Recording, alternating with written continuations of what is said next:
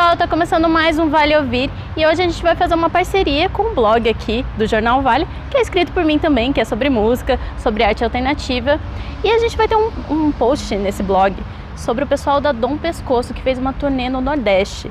Eles dão um relato inteiro sobre como foi essa turnê e a gente conversou um pouquinho sobre isso com eles aqui no Vale Ouvir. Dá uma olhada como foi essa conversa.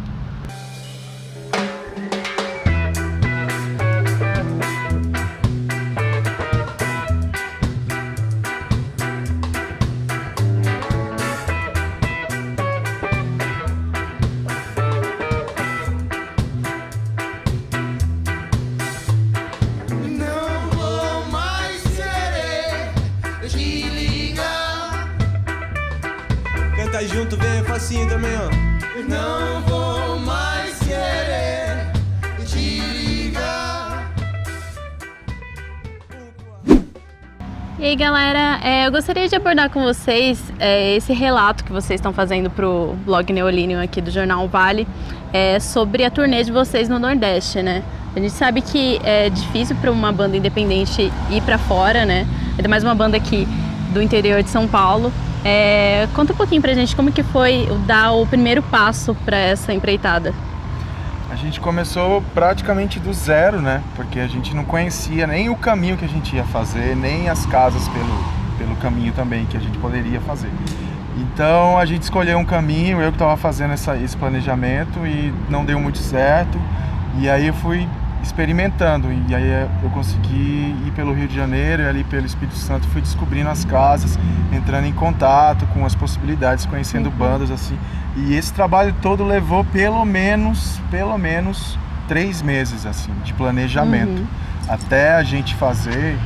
Tipo, demorou, o nosso turnê demorou, a gente fez ela em 45 dias assim, por volta de 45 dias. E como que foi a escolha do Nordeste para fazer essa turnê? A gente tinha, na verdade, tido uma outra experiência, né? Em 2017 a gente fez uma turnê para o Rio Grande do Sul, até o Rio Grande do Sul, que foi passando por várias cidades também, Paraná, uns estados, Santa Catarina e até o Rio Grande do Sul. E isso trouxe também, querendo ou não, uma certa bagagem para essa turnê que a gente estava fazendo para o Nordeste, né? A gente também já passou por várias cidades, assim, em pequenas tours, assim, ali por Minas Gerais e tal. E aí o Nordeste, algumas casas eu conhecia, alguns festivais eu conhecia, por ter morado minha vida toda em Recife, e sabia de como era a cena ali, tanto em João Pessoa quanto em Natal, e tinha a oportunidade de ter Recife como uma base, né? Por eu ser de lá, então a gente foi fechando pelo litoral. A princípio a gente pensou por dentro, mas depois não, vamos pelo litoral, que a gente pega Salvador, Espírito Santo, Aracaju. Os dias foram planejados para ser show sempre quinta, sexta, sábado e domingo, ou quarta, quinta, sexta, sábado e domingo. Alguns shows foram na segunda, raros shows, acho que um só foi na segunda. E essa experiência trouxe, eu acho que uma vivência única assim para cada um, né? Tanto para mim, quanto pro Dom, quanto pro Gabriel, pro Peixoto. Eles não estão aqui, né, falando sobre, mas eu tenho certeza que para eles também foi justamente por essa vontade de fazer, e a gente conseguir fazer dentro desses 3 meses um planejamento massa, e que foi possível porque a banda também estava custeando a viagem, né? Todo o trabalho. Sim, totalmente independente, né? Totalmente independente, as casas, os locais, muitos locais eram ou bilheteria ou cachê fechado, mas sempre um cachê muito abaixo do esperado, da expectativa, a bilheteria também e tal. Mas enfim, foi satisfatório, foi massa. E quando vocês chegaram lá, como que foi a recepção do pessoal? Como que foi essa troca mesmo durante os shows? Cara, todas as experiências que a gente teve pelo caminho nos shows foram positivas, assim. Teve umas que teve mais repercussão, outras menos repercussão, mas de uma maneira geral muito positivas, assim. Em todos os lugares que a gente foi muito bem recebido no Nordeste. Inclusive no Rio de Janeiro também, onde a gente ficou e tal.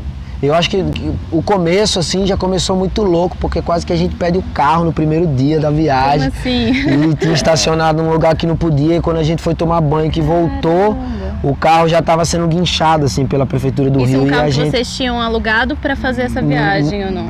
Esse carro, no caso, ele foi possível a gente fazer, inclusive, porque é o carro do Dom, né? Então, assim, por isso que foi possível, não tinha como a gente arcar com a despesa de um carro grande, 45 dias viajando, né? Alugar um carro, ainda mais pagando gasolina, poucos pedágios, mas gasolina, bastante estadia, comida, enfim. E aí no primeiro dia já rolou essa. Caramba. Então eu acho que... Eu não sabia que não era proibido. É, essa era a tava, questão, tipo, eu pensei que era. Foi muito doido, os caras estavam no lugar onde a gente ia tocar, já tinha passado o som, a gente foi tomar banho, quando voltou o carro já estava sendo guinchado. Mas eu acho que a maioria dos locais rolou muito bom, foi muito massa, assim. Tanto as cidades do interior, quanto as cidades das capitais, assim, porque a gente fez bastante interior também, como Souza, Cajazeiras, Jequié. Era um dos nossos, pelo menos um dos meus sonhos, fazer shows no sertão mesmo. E interior também, né? Interior também, Zona da Grécia, Zona da Mata. A gente tocou no Festival Tipóia, ali em Tracunhaém, que foi incrível, assim, a noite foi incrível, incrível mesmo, assim, foi muito louco, foi muito louco. Tem uma banda de cavalo marinho, uma galera de resistência, que faz um negócio totalmente independente, então eu acho que no geral todos os locais foi massa, a receptividade, a galera curtiu pra caramba o show, foi doideira, foi massa. Você já é de Recife, né, já tinha aquela familiaridade com o local, Sim. mas você daqui da região, né, como foi pra você ir até lá, conhecer essa cultura diferente, apresentar também a cultura daqui pra lá? Eu moro aqui há muitos anos, mas minha família inteira é de lá, né? Então eu tenho um contato assim com o Nordeste, com turismo. Eu já fui muito pra lá como turista e tal, e conhecia bastante. Mas não conhecia esse meio musical, né? Como é fazer uma turnê, ir lá como músico tocar. Então essa foi uma experiência inédita pra mim, e como foram nos shows, totalmente positivos, assim. A gente só trouxe coisas muito boas, uma troca sempre positiva. E pra mim foi inacreditável, assim, incrível, enriquecedora, e valeu muito a pena. E nesse relato vocês também, além de falar sobre todo o planejamento, vocês também falam sobre a questão financeira, né? De como que é para uma banda independente e com a sua própria grana fazer uma turnê de 45 dias, né? Isso também foi um guia para as outras bandas daqui também terem uma ideia de como fazer isso? Sim. Toda vez que a gente faz uma turnê, eu sempre penso em divulgar as informações e escrever um relato, um texto falando sobre nossas experiências para ajudar outras bandas da região a fazerem o mesmo, né? Porque parece que é uma coisa muito distante fazer uma turnê, mas na verdade não é. Se você tiver tempo e tiver o planejamento, você consegue. Claro que seu trabalho precisa ajudar, precisa ter um bom trabalho musical, né? E essa disponibilização das informações é justamente para isso, né? Esse é um dos motivos principais de eu fazer. Legal. Até porque como gestão da banda, assim, isso sempre foi possível, essas ações, não só a turnê, mas uma simples ação de uma banda querer fazer um videoclipe, de um artista querer gravar um disco, de ele se colocar na internet como um influenciador e tal, né? Com o seu trabalho. E isso a gente sempre pensou nessa gestão, tendo a empresa como a banda e a banda como a empresa, sempre tentando separar o dinheiro da empresa e isso gerar merch, turnê, fazer disco, fazer camiseta, enfim. E isso é muito importante para que a galera, porque não é simplesmente você fazer uma turnê e tirar o dinheiro do bolso, não é que a gente tirou o dinheiro, de uma certa forma o dinheiro é nosso, suado, porque a gente tocou, e a partir de um bom cachê, de uma boa apresentação, até das que não são tão boas, a gente, não, o dinheiro da banda tá aqui, pá. E isso foi se formando muito presente em nós, né, assim, né, e por isso que é possível a gente fazer. Quando a gente foi pro Sul, a gente teve um crédito, né, a gente ficou no positivo, assim, onde cada um conseguiu tirar R$600, ficando fora 30 dias, comendo fora, você imagina. Indo até Pelotas, fora, né, indo assim, no extremo sul. Dessa vez, a gente conseguiu se pagar até certo ponto, então a gente teve um débito, entre aspas, de R$500, mas estava dentro do que a gente tinha como investimento. Sim. Porque nessa viagem a gente quis também valorizar os músicos e pagar sempre quando a gente podia um cachê. Mas eu acho que o maior gasto mesmo teria sido comida.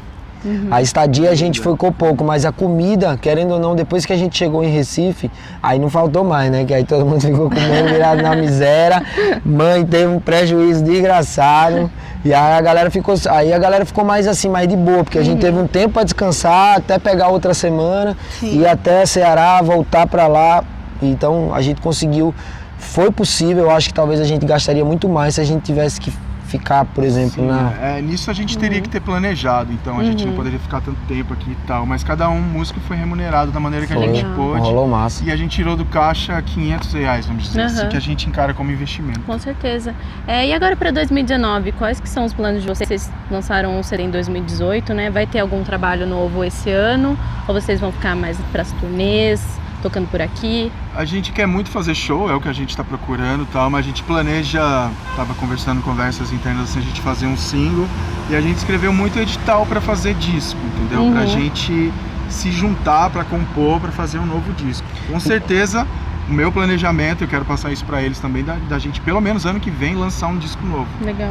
E até porque também a gente não sabe a proporção do que o trabalho pode se tornar durante esse ano, né? Pode ser que a gente faça vários shows ainda do show passado, que também já é o show Temperar, que são músicas juntas, então a gente consegue mesclar, tem muita coisa pra gente trabalhar.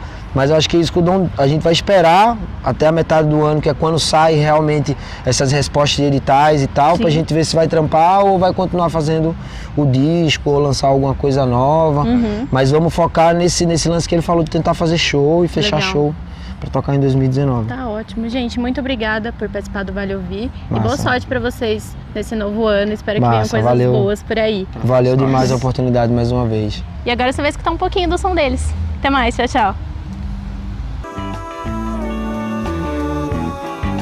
Além de ter essa organicidade, trouxe também uma questão de uma mistura de estilos e que foi muito genuíno. Eu acho que isso é que chamou a atenção do público e que acabou marcando a passagem deles aqui por nossa cidade. De Belém do Pará, pretendo me jogar no mundo e dispensar as fuleiragens que não. E aí, meu véi, bora pegar uma onda aqui, eu quero viajar pra longe desse lugar, além de Belém, além do Pará. Fugindo eu chego lá, pra sempre alegrar toda a cabeça que eu possa levantar. Eu quero navegar nas águas do teu olhar pra me acalentar, oh mãe Janaína. Vamos nadar com golfinhos, nadar com golfinhos.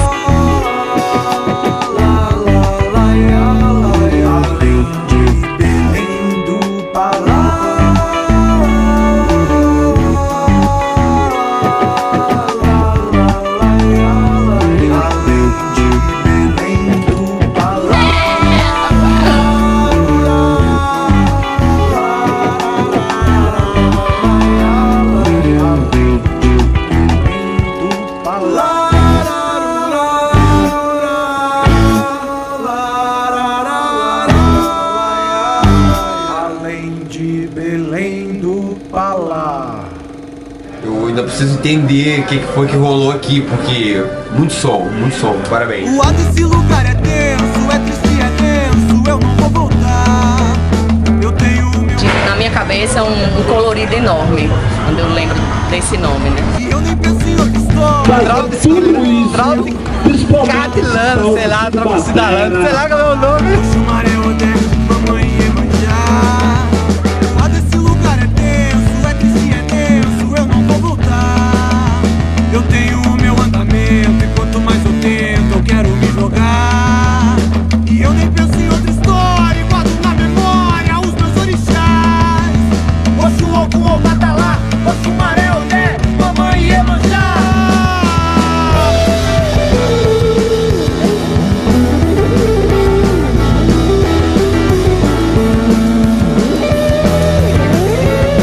Aqui vou lhe mostrar. Começando pelo monstro, esse veio para assustar. A gente fica tão leve, nem precisa de spa. O espinho é ruim demais, raspa todo o fiofó. Já dizia minha amiga, neta de Dona Filó, parece até lixa d'água, o cu fica de dar dó. O pescoço do disco voador.